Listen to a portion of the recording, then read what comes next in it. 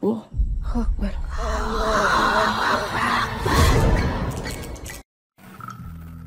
Assalamualaikum warahmatullahi wabarakatuh. Selamat datang kembali di channel cerita horor dan history. Bintang-bintang masih enggan menampakkan diri malam itu. Langit mendadak gelap. Cuaca mendung sangat mempengaruhi suasana malam itu. Tapinya tangga untuk memancing tak bisa diunduh lagi. Dia lebih suka memancing di malam hari, karena di waktu tersebut ikan-ikan lebih mudah untuk dipancing. Ditambah kesibukannya di siang hari membuatnya memilih waktu untuk menyalurkan hobinya tersebut. Malam itu Angga tak hanya sendirian. Ada Ratno, teman yang mempunyai hobi sama dengannya. Dengan peralatan seadanya mereka pun berjalan menyusuri area persawahan yang licin dan jalan yang penuh lumpur membuat mereka memilih jalan lain untuk sampai di tempat tujuan. Mereka terpaksa memutar dan berbalik arah meski jarak yang ditempuh lebih jauh lagi. Tapi itu tak menyurutkan niat mereka berdua. 30 menit kemudian mereka pun sampai di Sungai Kalideres. Suasana begitu menyeramkan ketika mereka sampai di hutan bambu. Terdengar bambu-bambu yang saling bergesekan karena terkena hembusan angin malam dan menimbulkan suara-suara yang menyeramkan. Kaki Angga tiba-tiba berat untuk digerakkan. Ratno yang mulai merasakan ada hal yang aneh mencoba membaca surat-surat pendek sebisanya, tapi mulutnya juga sulit untuk mengucapkannya. Samar-samar dari kejauhan terdengar suara lolongan anjing yang membuat Angga dan Ratno ketakutan. Mereka berdua saling berpelukan agar bisa melewati malam itu dengan cepat.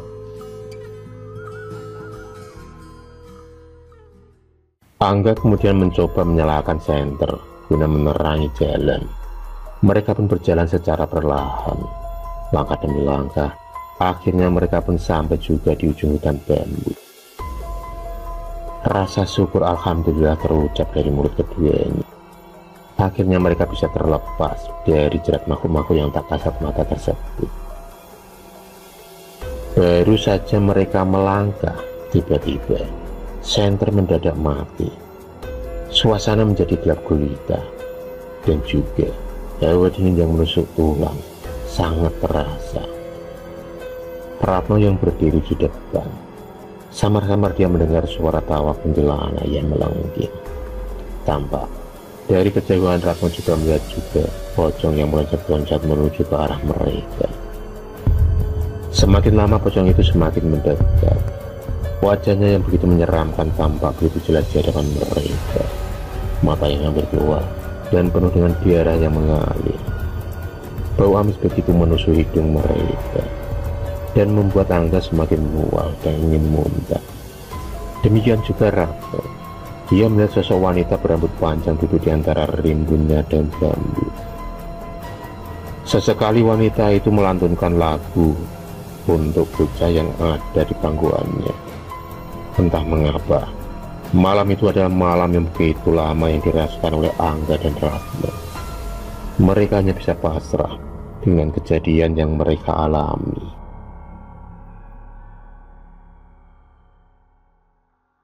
Di tempat lain, Ibu Angga tampak cemas karena sudah jam 3 dini hari, anaknya belum juga pulang.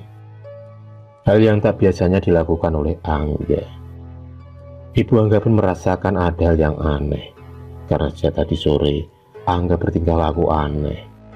Ditambah lagi Ica, adiknya selalu mengatakan kalau kakaknya itu dibuntuti dua makhluk hitam tinggi besar. Ibu Angga mendatangi rumah Ratno, dan yang ada hanya ayah Ratno, karena ibunya baru saja meninggal 2 bulan yang lalu. Terlihat rumah tampak begitu sepi, hanya ada lampu depan rumah yang menyala.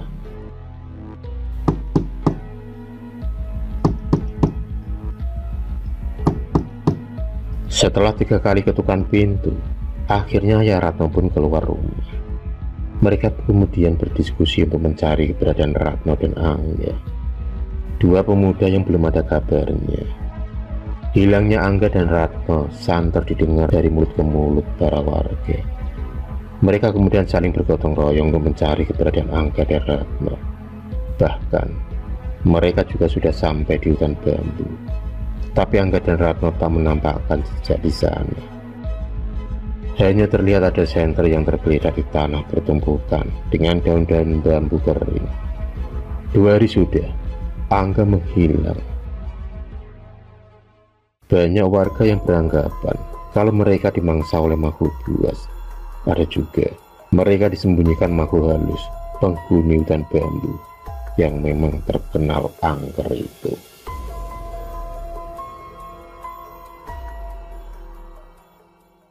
Ibu Angga hanya bisa menangis meratapi hilangnya anak sulungnya yang telah menjadi tulang punggung keluarganya selama ini. Berita tentang hilangnya dua pemuda desa tersebut akhirnya sampai juga di telinga Mbah Kromo Wagi, seseorang sesepuh yang terkenal mempunyai ilmu supranatural. Mbah Kromo merasa bertanggung jawab oleh warganya yang hilang secara mendadak. Tanpa basa-basi, Mbah Kromo kemudian melakukan sebuah ritual tepat di tengah-tengah rumpun bambu di bawah sinar bulan purnama. Mbah Kromo kemudian menyuruh dupa yang sudah dipersiapkan. Ayam cemani yang baru saja disembelihnya itu lalu dimasukkan ke dalam sebuah kandil yang sudah berisikan bunga 7 warna.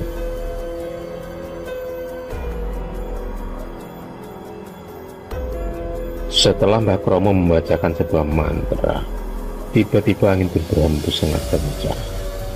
Ritual pemanggilan jin yang dipercaya makhluk perewangannya akhirnya muncul di hadapannya.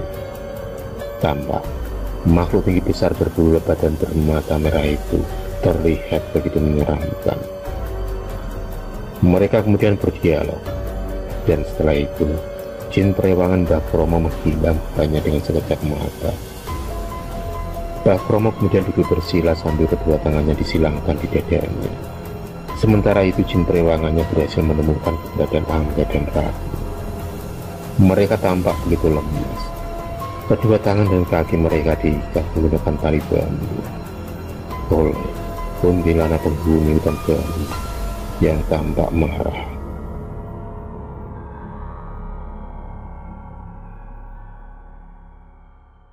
Tampak kuntilanak penghuni hutan bambu itu marah atas kedatangan jin perewangan Mbah Kromo.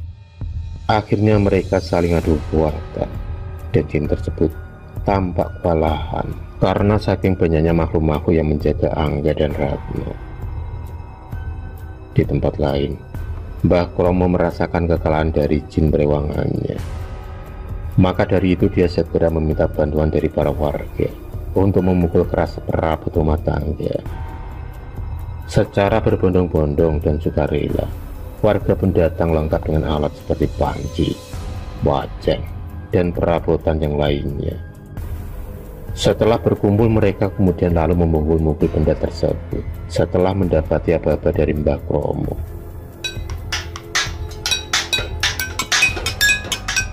Suara yang dihasilkan dari piranti memasak itu pun menghasilkan suara yang begitu terasa hingga menembus alam lain.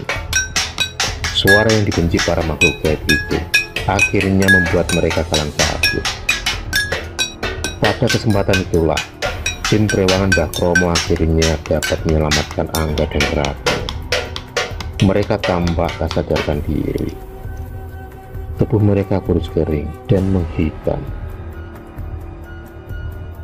Akhirnya perlahan mereka pun bisa pulih kembali setelah Mbah Kromo meminumkan air kelapa muda yang sudah diberi mantra sebelumnya.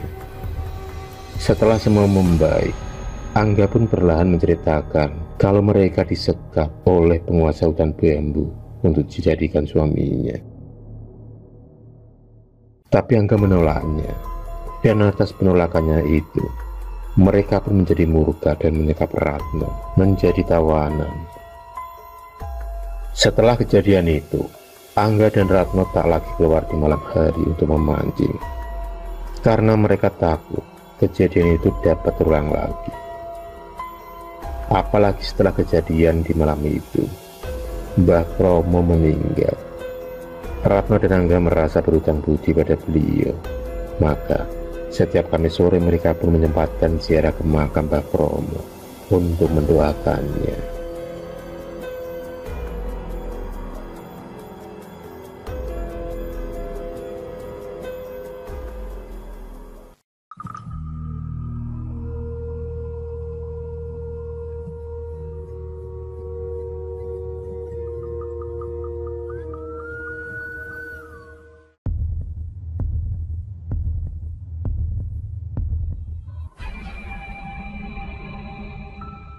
Terima kasih sudah menonton video cerita bergambar ini. Klik subscribe untuk terus mendapatkan video-video cerita bergambar selanjutnya. Semangat berkarya.